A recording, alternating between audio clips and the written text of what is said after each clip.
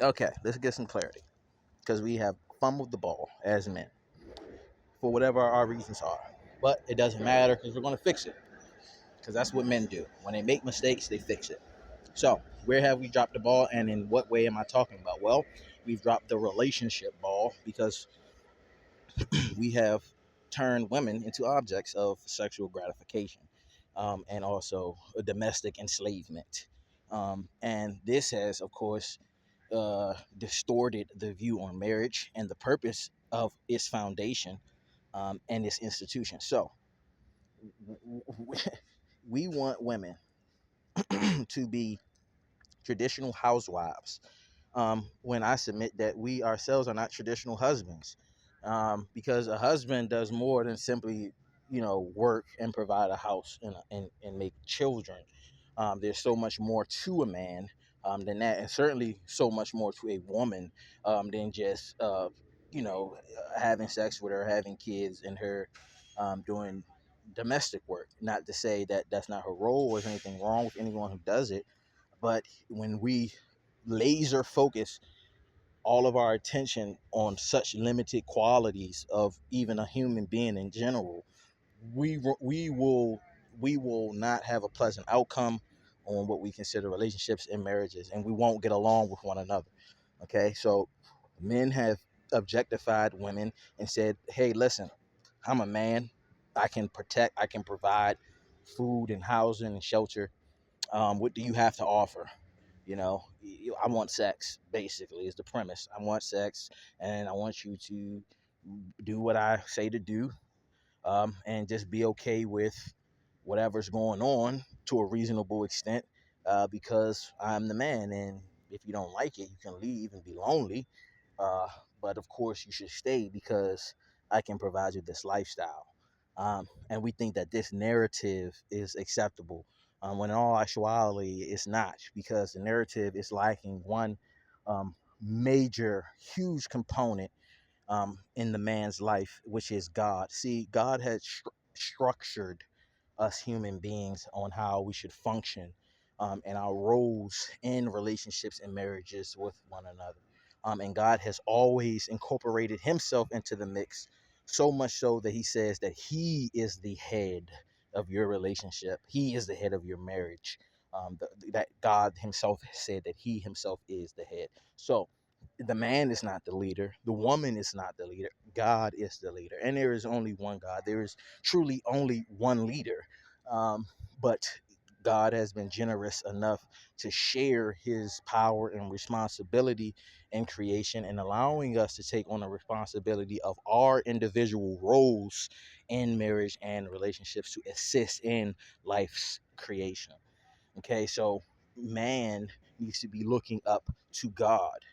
And if man does that, and we use the system that God has set in place for relationships and marriages, then we would have a better success rate in relationships that convert to marriages, because it is started the right way. It is started on foundation, and it will last and stay.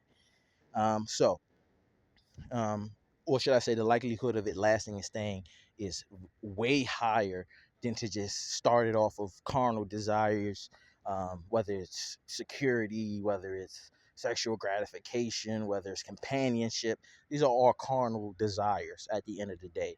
And when we lead or start anything with carnal desires, it will always end in ruin, because carnal desires tend to go towards sin, and sin ultimately brings death and destruction. So, man is to look to God. So, man, how can we sexualize a woman role in our marriage, when we're supposed to be looking to God, ultimately for our pleasure and satisfaction? Because when you were single, before marriage, if you were living according to the word of God, and you were abstaining from sex, what were you doing then? You understand? See, this is the issues that I need to bring forth, because the spotlight has been shined on the women, but as we just understood the hierarchy, at the end of the day, God is going to come look to man and say, "What have you done? Uh, why have you allowed this to happen? Of course, the woman, as we see in the Garden of Eden, will also be addressed for what she has done. But man, too, will be held accountable because the women essentially are our responsibilities. God created them for us, and He created them for us to help us do the work that He has given man to do. And that's the problem. Men are not doing the work that God has created them to do or purpose in their life to do. But then they're out here trying to get wives that are traditional wives, quote unquote traditional. But when we actually really look into where this quote unquote tradition stems from, or where they even got the premise to do any of these things, we realize that it has a biblical foundation. So you want a biblical wife, essentially, is what you're saying, but you're modernizing it by saying modern, or not modern, traditional wife, right? So you want a biblical wife without being a biblical man. So because the world has created this system of power and system of status, you as a man can say, well, I'm a high earner, therefore I should have biblical women treatment without being a biblical man myself. You understand? Because listen, the reason why I'm bringing all this up is because none of this would be going on with the women and how they're acting and what they're doing. They would have never become modern women if man would have stayed biblical man. But man did not become or stay biblical man. Man became modern. How? Hip hop, gangster culture, gang banging, all of that stuff got introduced, and we adopted that philosophy, we adopted that way of living, that lifestyle, we adopted the culture. You understand? So we gave up our traditions of being a biblical man, working and having a family and stuff like that, because now we're on the block. Now we're doing illegal things. Now we're sleeping around.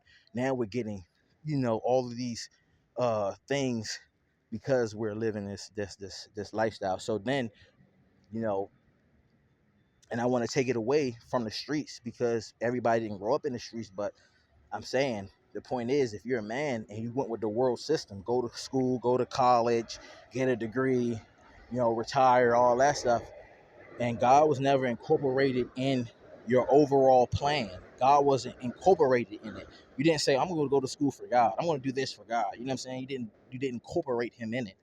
um, that also applies. This also applies to you, because that's not what a traditional man.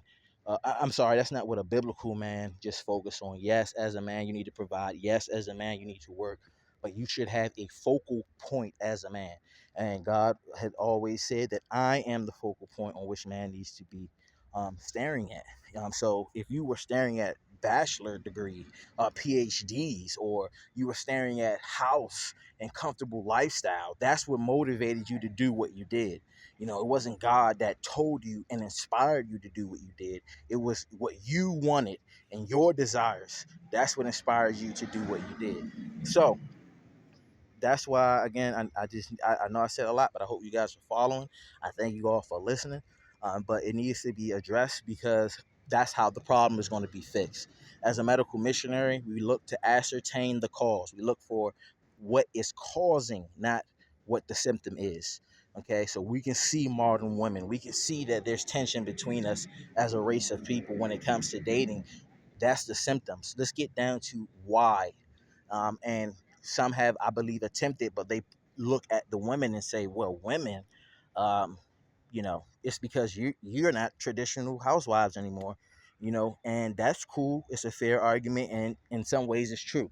But for it to be even more true, for even more truth to be shown, we have to bring the man into the mix. And because of how God set up the hierarchy, where man is the head of the household, he is responsible for what happens in his household. And we have allowed ourselves to not be traditional biblical men anymore, but instead become modern, culturalized, westernized, however you want to look at it. Uh, Men who still want to hold on to who still want ourselves to hold on to traditional values in a woman. So my solution to this great debate, great conversation, whatever. How about we go back to the basics? Because essentially, that's what we're all talking about. Women on their side, high earner, good looking man, all of this type of stuff, biblical man. Because a biblical man, if he's looking up to God and he wants to reflect God to the world, not just his wife, essentially you'll be dating God. You understand? Not literally God, but you'll be dating a person that embodies God's character, forgiveness, gentleness, meekness, humility.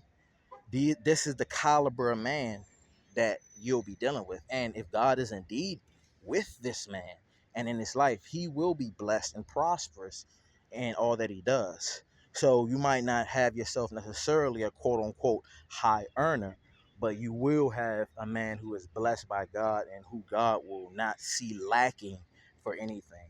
So, you as women can decide, hey, do I want, you know, Joe Blow down the street because he got the drip on, or do I want the traditional biblical man who has value because God is his standard and God himself has very, very actually unattainable standards of which he wants us to live by. And your man is striving with all of his will and desire and energy to meet those standards.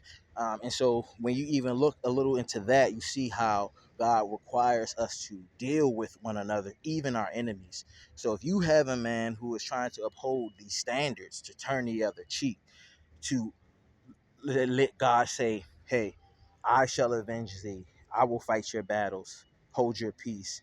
And you got a man who's living and trying to reach that standard and goes by those principles. Imagine your treatment with him. Imagine how he would treat you even when you're in the wrong. To not hold a grudge against you, to not bring up what you did 3 years ago in a relationship. Someone where you feel that, I can grow, I can be myself, I can be feminine and vulnerable, and I'm going to be okay. And so when women start dealing with modern man, they don't get this because it's in biblical tradition, man, that the world has trained women to look over and brush off of no support of no significance because they believe in God. Because they believe in God. You understand? So a godly man versus a modern man is really what we're talking about here.